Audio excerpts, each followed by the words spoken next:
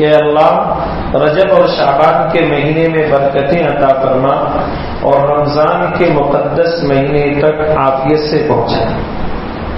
یہ آقا صلی اللہ علیہ وسلم کی دعا کے الفاظ۔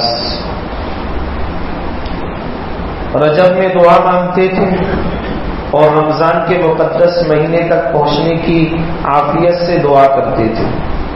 رجب اور رمضان کے درمیان میں یہ شعبان کا مہینہ ہے اور یہ بہت عظمتوں والا مہینہ ہے۔ حضرت اسامہ ابن زید رضی اللہ تعالیٰ عنہ یہ راوی ہیں اور اس مہینے کے متعلق حضور پاک صلی اللہ علیہ وسلم کا ایک عمل حضرت اسامہ بتاتے ہیں۔ حضرت اسامہ رضی اللہ تعالیٰ حضور پاک صلی اللہ علیہ وسلم کے بہت چہیتے تھے، آپ ان سے بہت محبت کرتے تھے۔ حضرت اسامہ رضی اللہ تعالیٰ حضور پاک صلی اللہ علیہ وسلم کے رشتے میں پوتے لگتے تھے۔ اب آپ کہو گے کہ آپ صلی اللہ علیہ وسلم کی تو کوئی اولاد نہیں تھی، نرینا یہ پوتا کیسے آ گیا؟ آپ صلی اللہ علیہ وسلم کے لڑکے تھے لیکن بچپن میں رخصت ہو گئے تھے، انتقال کر گئے تھے۔ لڑکیاں جو تھیں وہ لمبی عمر پائی، ان کی اولاد بھی ہوئے جن میں حسن اور حسین رضی اللہ عنہما بھی ہیں۔ یہ پوتا حضرت اسامہ رضی اللہ تعالیٰ اس نسبت سے آپ صلی اللہ علیہ وسلم کے پوتے لگتے تھے کہ حضرت اسامہ کے جو والد ہیں زید بن حارثہ رضی اللہ عنہ، حضرت زید کو حضور پاک صلی اللہ علیہ وسلم نے گود لیا تھا، جسے لے پالک کہا جاتا ہے۔ آپ نے اپنے پاس رکھ کر کے ان کی تربیت کی تھی اور حضرت زید بن حارثہ کو 30 سال تک زید بن محمد کے نام سے پکارا گیا ہے، زید بن محمد کے نام سے۔ حضور پاک صلی اللہ علیہ وسلم کی تربیت میں تھے حضرت زید۔ اللہ کی جانب سے آیت نازل ہوئی کہ اب جس کی اولاد ہوگی اسی کے نام سے اولاد کو پکارا جائے گا، یعنی باپ کے ہی نام سے۔ بہت بڑی نسبت ایسا معلوم ہوتا تھا کہ چھن گئی کہ زید بن محمد کی جگہ اب واپس زید بن حارثہ کہا جائے گا۔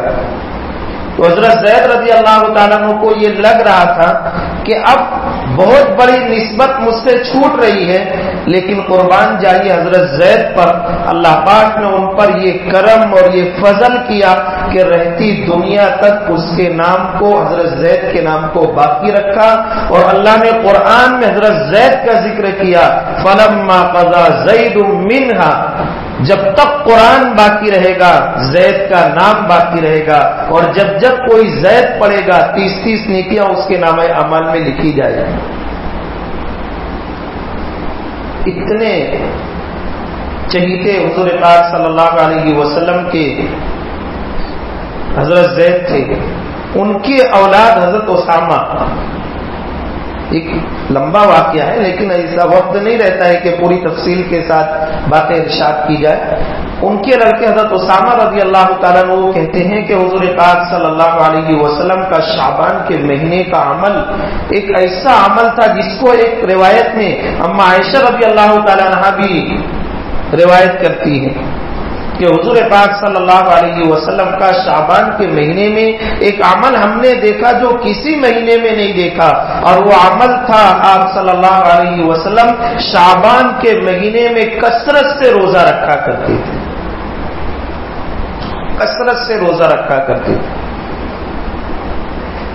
بعض روایتوں میں آتا ہے کہ حضور پاک صلی اللہ علیہ وسلم شعبان کے پورا مہینہ رمضان کا روزے سے پہلے اہتمام کرتے تھے، چاند دکھنے کی 29 تاریخ سے پہلے آپ روزہ روک لیتے تھے، 27-28 تاریخ تک آپ مسلسل شعبان کے مہینے میں روزہ رکھتے اور چاند دکھنے کی تاریخ سے ایک دن پہلے روزہ روک لیتے۔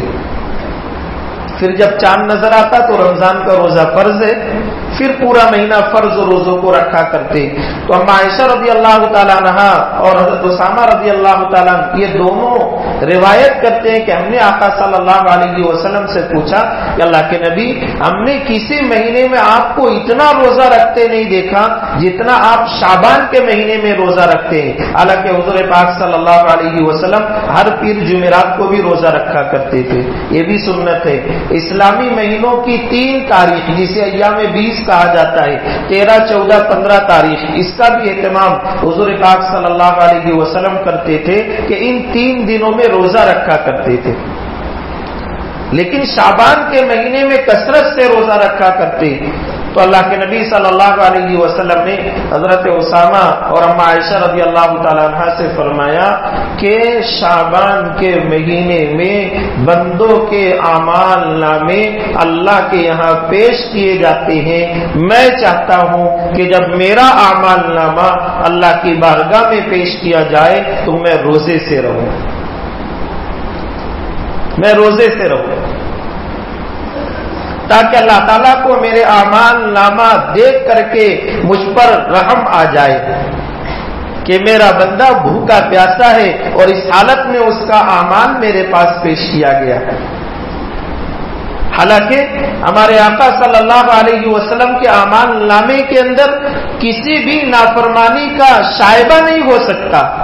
آقا صلی اللہ علیہ وسلم کا اعمال نامہ اللہ کی بارگاہ میں جو پہنچتا تھا پورے اخلاص کے ساتھ پڑھی ہوئی نماز، اخلاص کے ساتھ پڑھا ہوا روزہ، اخلاص کے ساتھ دیا ہوا صدقہ، اخلاص کے ساتھ نیک اعمال جتنے تھے وہ سب اللہ کی بارگاہ میں پہنچا کرتے تھے. کسی نافرمانی کا شائبہ بھی نہیں تھا. اور اس حدیث پاک کے اندر حضور صلی اللہ علیہ وسلم نے امت کو بھی نہیں کہا بلکہ اپنی ذات کی طرف منسوب کیا کہ میں اس لیے روزہ رکھتا ہوں تاکہ میرا اعمال نامہ جب اللہ کی بارگاہ میں پیش ہو تو اللہ کی جانب جب میرا اعمال نامہ پیش ہو میں اس حالت میں ہوں کہ میں روزے سے رہوں. یہ بہت بڑا عمل تھا حضور پاک صلی اللہ علیہ وسلم کا جو شعبان کے مہینے کی عظمت کو بڑھاتا ہے، شعبان کے مہینے کی عظمت کو بڑھاتا ہے. تو یہ شعبان کا مہینہ بہت عظمتوں والا مہینہ ہے، بہت برکتوں والا مہینہ ہے. اس مہینے کے اندر نیکی جتنی ہو سکے اتنی کرنا چاہیے، بلکہ اس سے بڑھ کر کے کرنا چاہیے.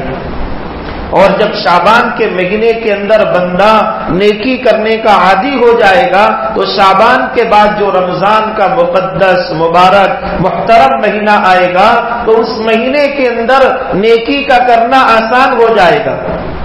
اور بندہ جب شعبان کے مہینے میں بھی غفلتوں کے ساتھ اپنے شب و روز کو گزارے گا تو رمضان کا مقدس مہینہ جب ایک دم سر پر آئے گا تو اس کے لیے نیکیوں کا کرنا مشکل ہو جائے گا. نمازوں کا پڑھنا، تلاوت کا کرنا، روزے کا رکھنا، صدقہ و خیرات کا کرنا اس کے لیے مشکل ہو جائے گا. اس لیے کہ 11 مہینہ وہ ان اعمال سے دور رہ کر کے یا کمزور رہ کر کے زندگی گزارا ہے. اب ایک دم اس کے اوپر رمضان کا مقدس مہینہ آئے گا تو وہ ان مہینوں کی وہ عظمت اور وہ قدر نہیں کر پائے گا جو ہونا چاہیے.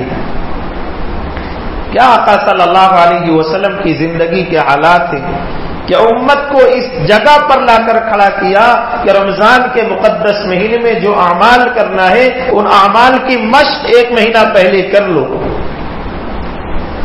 اور یہ بھی نہیں کہا کہ پورا مہینہ امت کو شعبان کا روزہ رکھنا ہے، بلکہ اپنی ذات کی طرف منسوب کر کے امت کو تعلیم دی کہ جو رمضان کا مقدس مہینہ آنے والا ہے اس مہینے کی تیاری یہ ہے کہ اس سے پہلے ان اعمال کی مشق کر لو.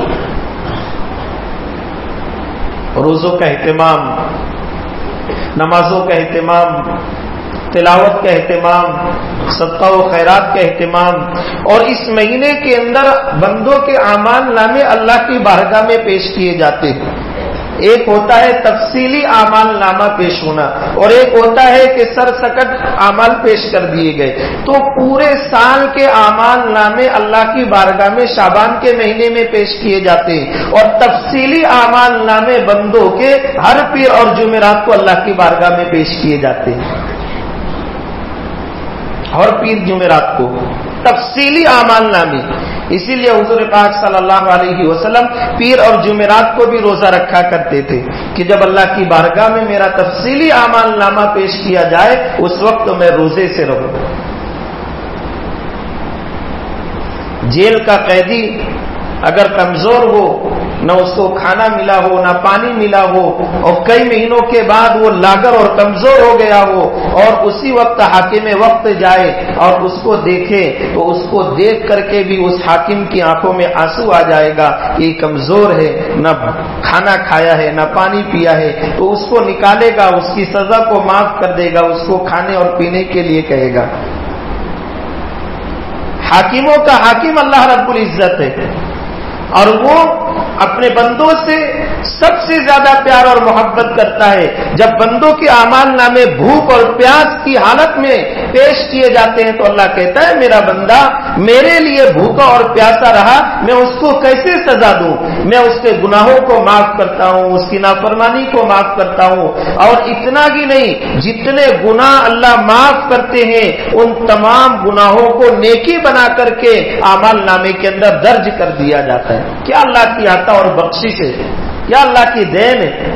ہونا تو یہ چاہیے کہ جو گناہ کیے تھے اس عمل کی وجہ سے گناہ معاف ہو گئے، معاملہ ختم. لیکن اللہ نے اس عمل کی وجہ سے یعنی روزہ رکھنے کی وجہ سے جو گناہ معاف کیا ہے اتنے ہی گناہ کی جگہ نیکی درج کر دی گئی. یہ اللہ کی عطا اور بخشش ہے. بندہ کل قیامت کے دن جائے گا اور اعمال نامے کے اندر اتنی نیکیاں دیکھے گا تو اللہ سے کہے گا کہ اللہ جو گناہ میں نے کیے تھے وہ نظر نہیں آ رہے اور جو نیکی میں نے نہیں کی تھی وہ نظر آ رہی. تو اللہ کہے گا پیارے بندے جب تو نے میرے لیے روزہ رکھا اور مجھے راضی کیا تو شعبان سے پہلے کے جتنے گناہ اور نافرمانی تھی میں نے اس عمل کی وجہ سے اس گناہوں کو معاف کر دیا، ختم کر دیا. وہ نظر نہیں آ رہے، لیکن جو نیکیاں تجھے نظر آ رہی ہے یہ ان گناہوں کی بدولت ہے کہ ان گناہوں کو معاف کر کے اتنی ہی نیکی میں نے تیرے نامہ اعمال میں شامل کر دی. یہ اللہ کی عطا اور بخشش ہے، اللہ کی دین ہے. اللہ کی اس عطا پر، اللہ کی اس دین پر اگر ہم نہ مر مٹے تو ہماری بد نصیبی ہے. تو شعبان کا مہینہ بہت برکتوں والا مہینہ ہے، بہت عظمتوں والا مہینہ ہے. ہم اس مہینے کی قدر کریں. اور حضور پاک صلی اللہ علیہ وسلم کی دعا کے جو الفاظ ہے کہ رجب اور شعبان کے مہینے میں برکتیں عطا فرما اور ہم کو رمضان کے مقدس مہینے تک عافیت سے پہنچا، اس کی دعا کرتے رہنا چاہیے. اس لیے کہ ہم دنیا کے اندر مختصر وقت کے لیے آئے ہیں اور اس مختصر وقت کے اندر ہمیں آخرت کی لامحدود زندگی کی تیاری کرنا ہے. اس مختصر وقت کے لیے ہم تیاری کس لیے کرتے کہ مجھے 2 وقت کی روٹی مل جائے. روزی کا ذمہ تو اللہ نے لیا ہے، روزی کا ذمہ اللہ نے لیا ہے. اور انسانوں کے علاوہ دوسری مخلوقات کے اوپر آپ غور کرو گے نا تو آپ کو پتہ چلے گا کہ وہ مخلوقات، وہ چرند پرند جب اپنے گھر سے اپنے گھونسلے سے نکلتے ہیں تو خالی پیٹ نکلتے ہیں، لیکن شام کو جب واپس آتے ہیں ان کا پیٹ بھرا ہوا ہوتا ہے. اس کے برعکس انسانوں کا یہ معاملہ ہے کہ جب گھر سے نکلتا ہے تو پیٹ بھر کر کے جاتا ہے اور جب گھر لوٹتا ہے تو بھوکا ہوتا ہے، بھوکا ہوتا ہے. روزی کا دینے والا اللہ ہے، روزی کی ذمہ داری اللہ کی ہے. اور اس دنیا کے اندر چند نیک اعمال ایسے ہیں کہ اس کی وجہ سے اللہ تعالیٰ روزی کے دروازوں کو کھولتا ہے، جس میں سے سب سے پہلا عمل نماز کا ہے. سب سے پہلا عمل روزی کے کھولنے کا جو ذریعہ، کنجی اور چابی ہے وہ نماز ہے، اور اس سے ہم غافل ہیں. نماز نماز نماز نماز کے بارے میں اللہ سے ڈرو. کہیں بھی ہو نماز کا اہتمام کرو، نماز کا اہتمام، اس کی دعوت چلاؤ. نماز ہو، نماز روزی میں برکت ہوگی. اللہ مصیبت کو، بلاؤں کو، تکلیفوں کو دور کرے گا. اللہ ہماری قبر بھی بنائے گا، آخرت بھی بنائے گا. اللہ ہمیں جہنم سے بچائے گا، جنت میں داخل کرے گا. میرے محبوب کی آنکھوں کی ٹھنڈک نماز ہے، اللہ کی رضا کا سبب نماز ہے.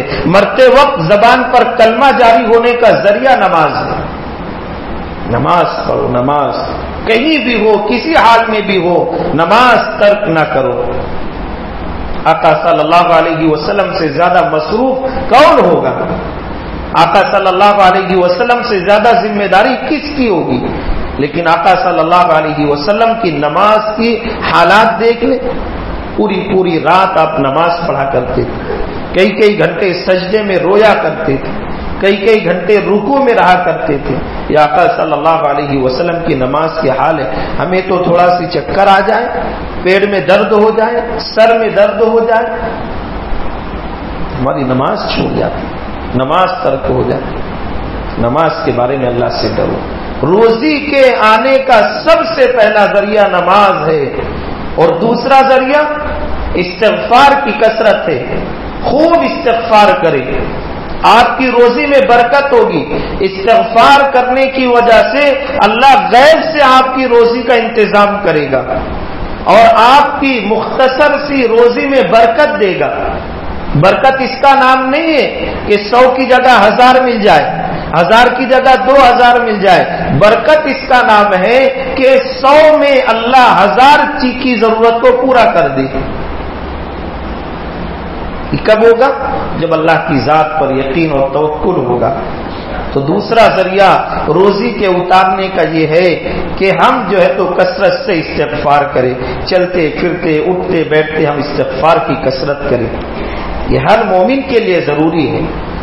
سب سے پہلا عمل نماز، دوسرا استغفار کی کثرت، تیسرا روزی کے دروازے کو کھولنے کی جو چابی ہے وہ ماں باپ کی اطاعت و فرما برداری ہے۔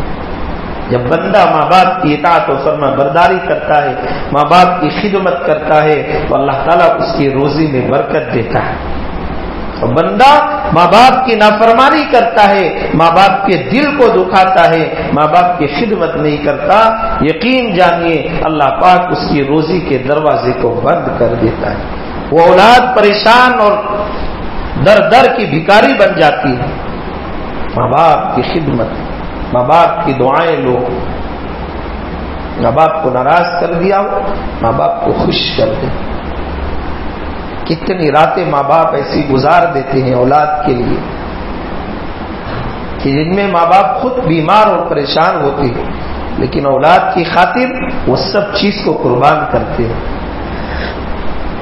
بچہ رات میں بیمار ہو جائے، ماں باپ کی نیند خراب ہو جاتی ہے۔ ماں باپ کی اطاعت کرو، فرما برداری کرو، اللہ روزی کے دانے کھولے گا، اللہ برکتوں اور رحمتوں والی روزی دے گا۔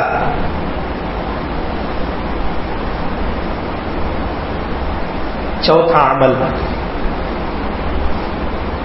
تقوی اختیار کرنا، اللہ سے ڈرنا۔ ڈر کر کے جو زندگی گزارے گا اللہ اس کی روزی میں برکت دے گا۔ اور پانچواں عمل انفاق فی سبیل اللہ، جو کچھ اللہ نے دیا ہے آپ اس میں سے اللہ کی راہ میں خرچ کریں۔ جو کچھ اللہ نے دیا ہے اس کو اللہ کی راہ میں خرچ کریں۔ جو اللہ کی راہ میں خرچ کرتا ہے یقین جانیے اللہ تعالیٰ اس خرچ کیے ہوئے پیسے کو لیتا نہیں ہے بلکہ واپس کر دیتا ہے۔ اللہ واپس کر دیتا ہے۔ آپ عمرہ کرنے جاؤ گے، عمرہ کر کے آؤ گے، جتنا پیسہ آپ کا لگا اللہ واپس کر دے گا۔ آپ حج کرنے جاؤ گے، اللہ کے راستے میں وہ حج کر کے آؤ گے، کچھ دنوں کے بعد اللہ جو ہے تو آپ کا پیسہ واپس کر دے گا۔ آپ مسجد بناؤ، مدرسہ بناؤ، بیواؤں یتیموں کی مدد کرو، اپنی آل اولاد پر خرچ کرو، اللہ پاک وہ سارا پیسہ آپ کو لوٹا دے گا۔ اور دنیا میں اگر آپ کو نظر نہیں آئے گا تو جب آخرت میں آپ کی آنکھ کھلے گی اس وقت آپ دیکھو گے کہ ارے اتنی نیکیاں، اللہ کہے گا یہ انفاق فی سبیل اللہ ہے، کہ میرے راستے میں خرچ کیے ہوئے پیسوں کا یہ ثواب ہے۔ اس لیے ہم جو ہے تو ان عمل کے کرنے کی کوشش کریں۔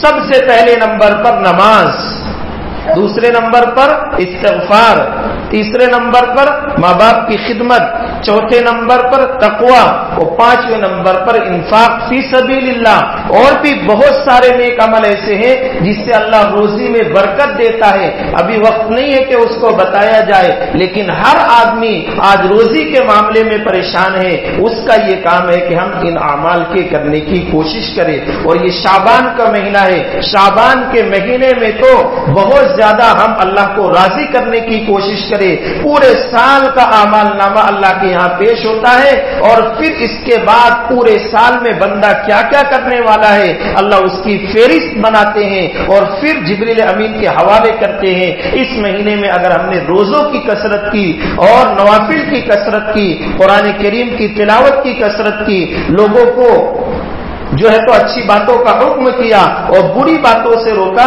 ये सारे हमारे अमाल नामे में शामिल होंगे और इसी के मुताबिक हमारा अगला रजिस्टर तैयार होगा।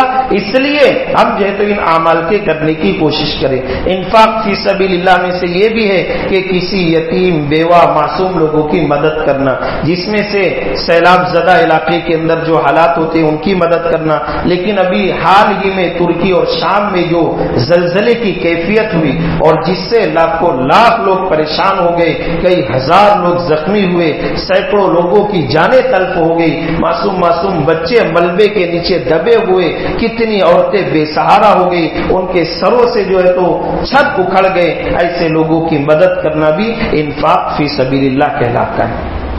अभी वक्त नहीं है कि तुर्की और शाम के हालात को बताया जाए, आप लोग खुद ही इसको जानते होंगे। लेकिन ऐसे लोगों की मदद करना भी मुसलमानों की अव्वलीन जिम्मेदारी है। इसलिए जो है तो अल्लाह ने आपको जो भी नवाजा है, हम जो है तो उनका ताउन करते हुए जाए, उनकी जो है तो ढारस बनाते हुए जाए। ये मासूम मासूम बच्चों के हालात आप देख लोगे ना तो अल्लाह की जात हमें सामने नजर आती है। 5-5 दिन के बच्चे जो मलबे के नीचे दबे 36 घंटे के बाद वो जिंदा वापस निकाले गए। 36 घंटे के बाद। अभी रमजान का महीना आ रहा है, 10-12 घंटे रोजा रखना मुश्किल है। 36 घंटे बेयार मददगार, कोई देखने वाला नहीं, कोई सुनने वाला नहीं, कोई मदद करने वाला नहीं। अल्लाह की जात है जिसने जिंदा रखा है। ऐसे लोगों की मदद के लिए हमको आगे आना है। अल्लाह से दुआ है कि अल्लाह ताला हम सबको कही सुनी बातों पर अमल करने की तौफीक अता फरमाए। अल्लाह ताला हमारी दुनिया भी बनाए, आखिरत भी बनाए, इखलास इस्तिकामत के साथ अल्लाह ताला हम सबको अमल करने की तौफीक अता फरमाए। व आखिरु दावाना अल्हम्दुलिल्लाहि रब्बिल आलमीन।